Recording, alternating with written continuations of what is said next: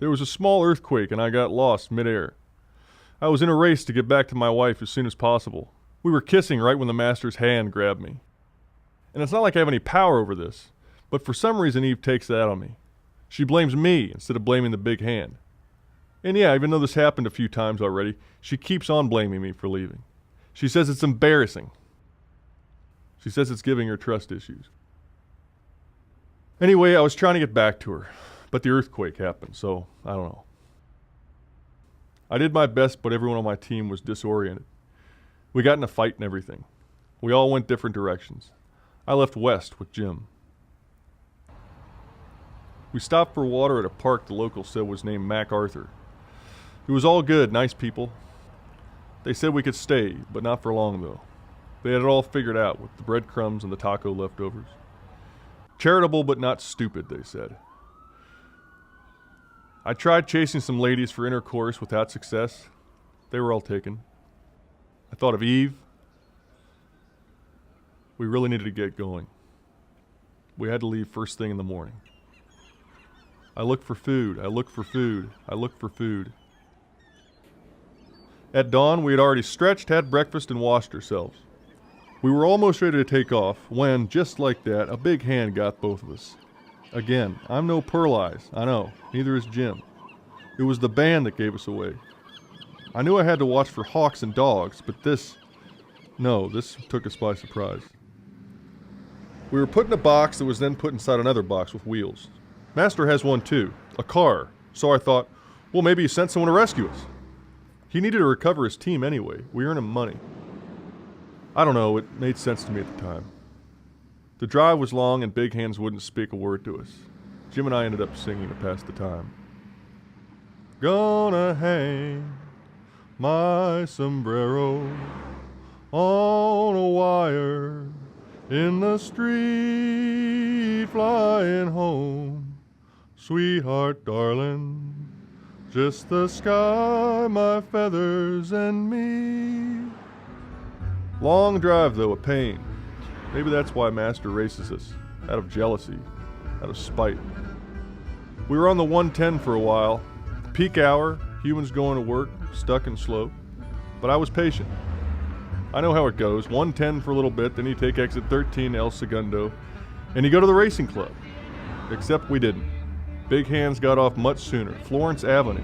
Why? We had no idea. We warned him. We screamed from the top of our lungs. Wrong way! Wrong way! But he kept going straight. Parked and brought us inside and transferred us into another cage. Huge disappointment. Not what we expected. Not at all. The place was weird. It was full of chickens. Chickens!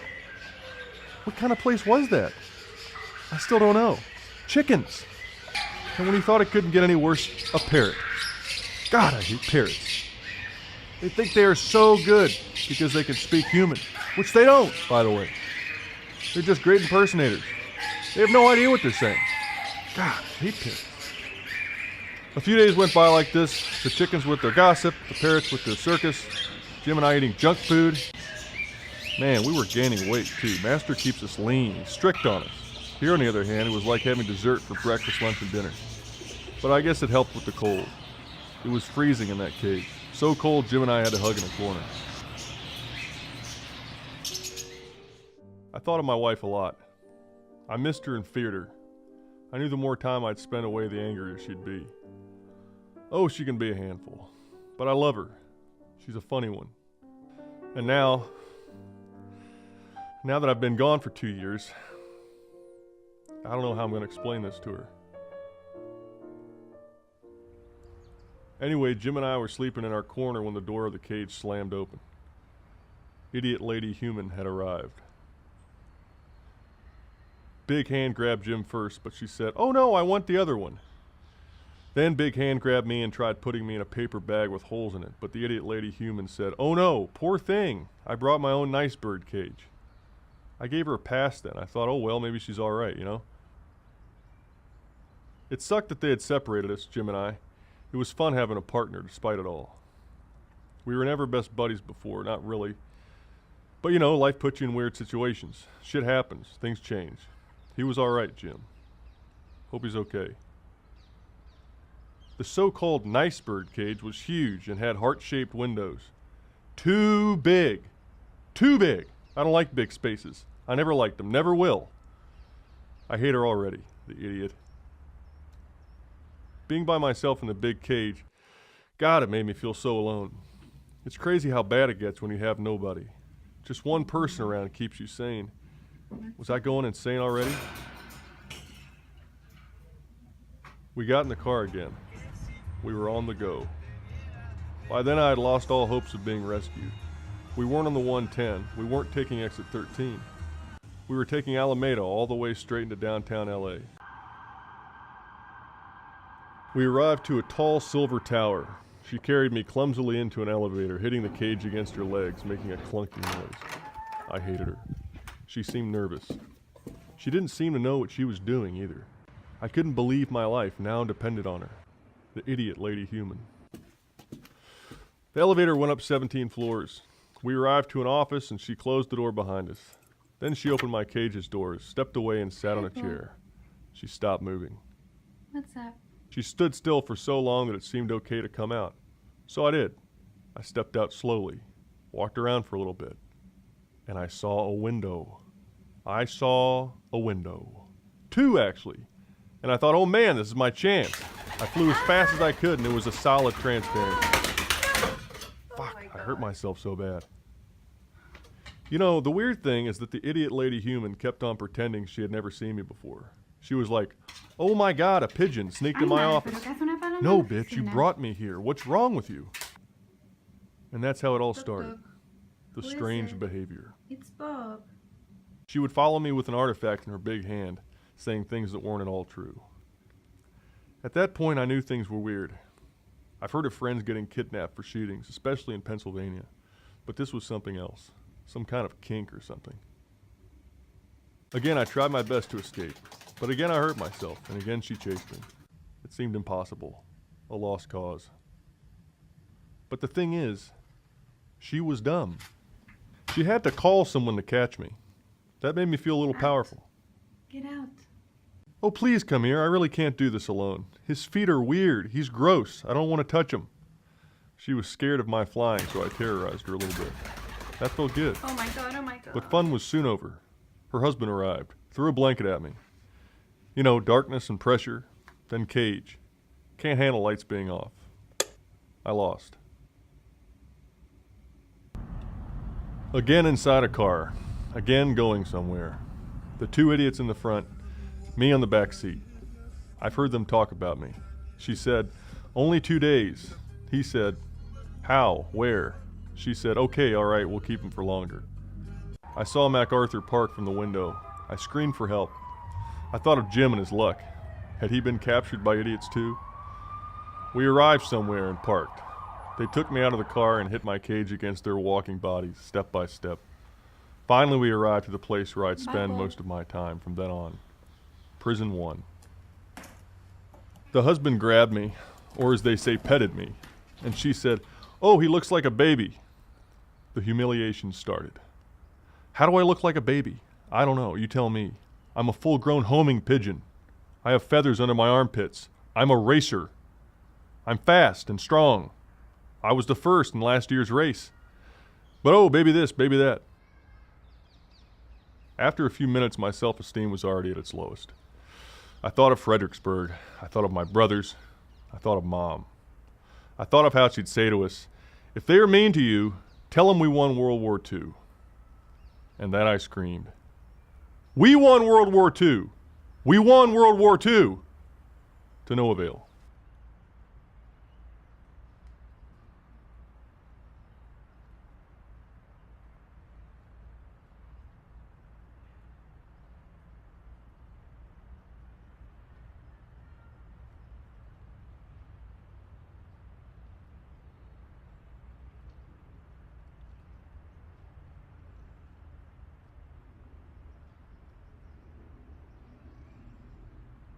I wake and look out the window, scanning the parking lot across the street. My eye stops at the electric wires at the cross of Wilshire and Vermont, where a bunch of equals stretch in equilibrium like funambulists. I see the first of the sun's rose-colored lights build up behind them. They become Edwardian silhouettes. Then my eye scans back across the parking lot and goes to my perch, where I will go and spend the day, as soon as the idiot lady human gets up and lets me out of my cage. She usually sleeps in and leaves me in a state of uncertainty for hours. Sometimes she even leaves without letting me out. So funny. She has a problem with my purging around. I think it is out of jealousy, though, as she suffers from constipation. When I first arrived to this, my first prison, I hit myself against every single solid transparency, only to hurt myself and realize I was indeed trapped. There was no escape. I needed to keep fit, though, in case an opportunity arose. I was hoping to leave soon, and I needed my muscles to get me as far as South Central. I spent my days training, flying from the kitchen to the bedroom, back and forth. Sadly, the idiot lady human lived in a single studio apartment, and there was no space for long-distance flying. On the upside, I did get very good at sharp turns. Days passed by like this, training, waiting, and screaming. Perched, sitting there, very still, like a weather vane, staring at the water tank reflecting the golden sun until nighttime, with intervals of screaming for help. I don't want to adapt. Time passed by with little changes, except the day the idiot lady human clumsily carried me outside into her car to go somewhere. This was a milestone in my long list of disappointments and defeats. For a second, I thought she was taking me back to the store for a refund. Maybe she was bored of me, which is sort of okay. Even though I wouldn't be going back to my wife, I'd be seeing Jim again. Maybe. But she kept driving northeast towards Pasadena. It was a veterinarian's office. This I recognized. I've been to a vet a few times before, for training purposes though, because I've always had excellent health. To my surprise, this doctor had no idea about birds and couldn't even tell if I was a gentleman or not. He insulted me twice. First saying that I was on the chubbier side, and then suggesting that till I lay an egg, my gender would be impossible to guess. I kept on screaming that I was male, and that if I was chubby, it was because of the shit food the idiot lady human gave me in her miniature bachelor pad. So is Bob gender neutral? The idiot said. Later they held my leg up and tried to decipher the code on my band, obviously without success. And I say obviously because they were looking for a California poultry database. And I'm a racer, not poultry. I screamed at them. Not only did I not get a response, the idiot lady human requested to have my band removed because it didn't look good in pictures. Because it didn't look good in pictures. The only thing that gave me an identity was gone. I felt incomplete. I've been wearing that band on my foot since I was a baby in Fredericksburg.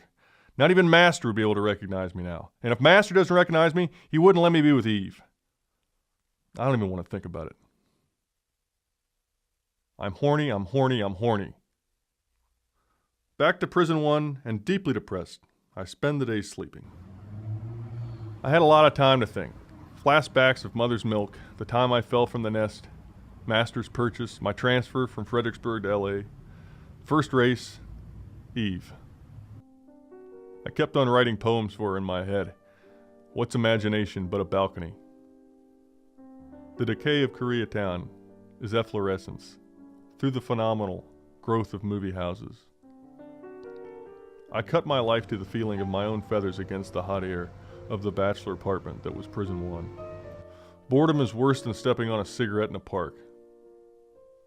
It is an extraordinary privilege to fly. These long stretches of silence were interrupted by momentary chaos, moments of strange behavior. But before I continue, I would like to entrust myself to words that, were it possible, would be naked. I would like to choose words that are, to begin with, naked, quite simply. Words from the heart. I am naked. I exist naked, unlike humans who let themselves be overcome with shame. Ashamed of what? And before whom? In their stupidity they dress. In their stupidity they dressed me. They called it a flight suit, some sort of overalls that disgustingly kept my purging close to my body, making me feel as dirty and humiliated as ever, constricting my wings and thoughts.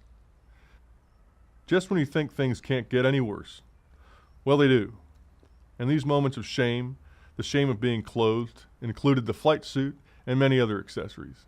Ties, bow ties, hats, you name it. Bob pays the rent, they'd say.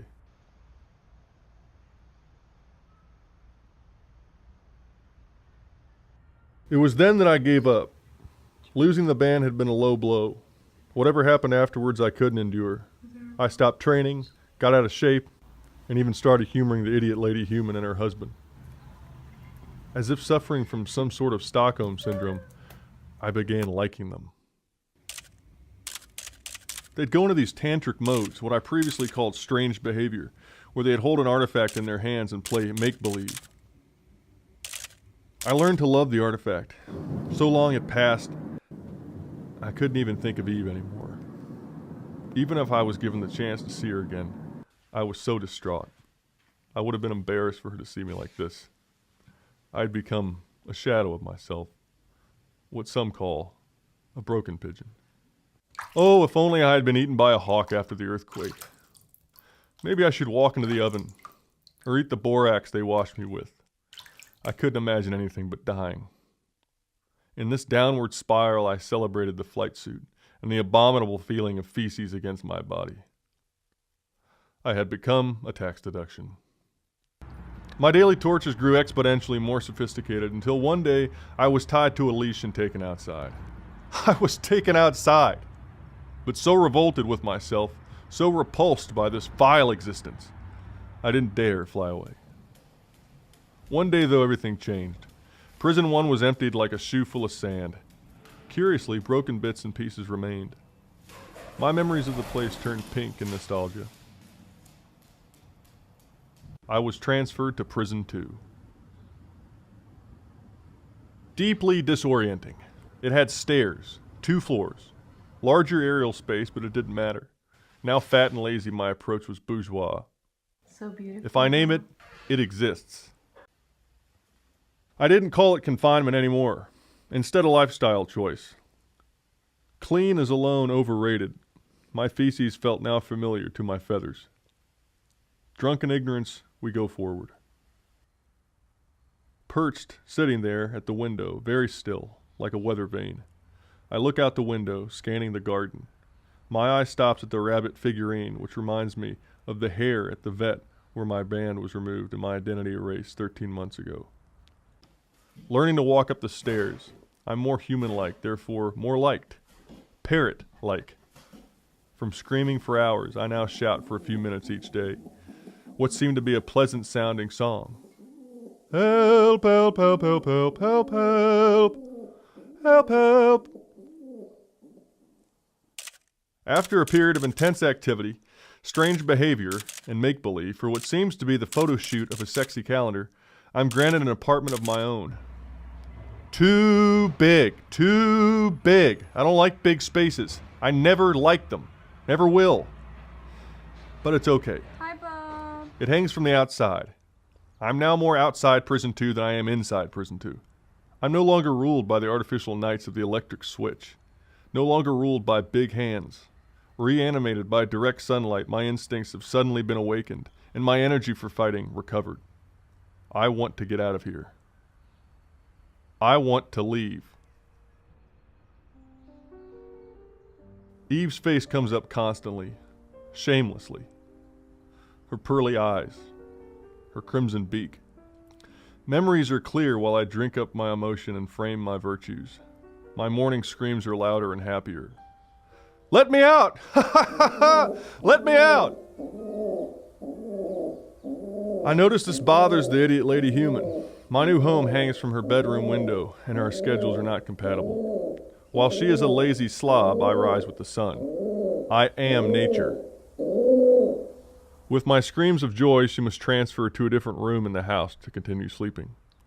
She cries. Slowly I win. Only death can stop me now. I wake and look out the cage, scanning the building across the alleyway. My eye stops at the neighbor's window where I see the first of the sun's rose-colored light reflecting along its edges. From this spectacle of natural glitter, my eyes scan back across the alleyway to the door on the outer side of my cage, which is strangely open downward. My cage is open. After 934 days, I'm allowed to go. The aleatory nature of humans is repugnant. If you see Eve, tell her I tried. Tell her I love her. Wish me good luck. I'm leaving. The world is new.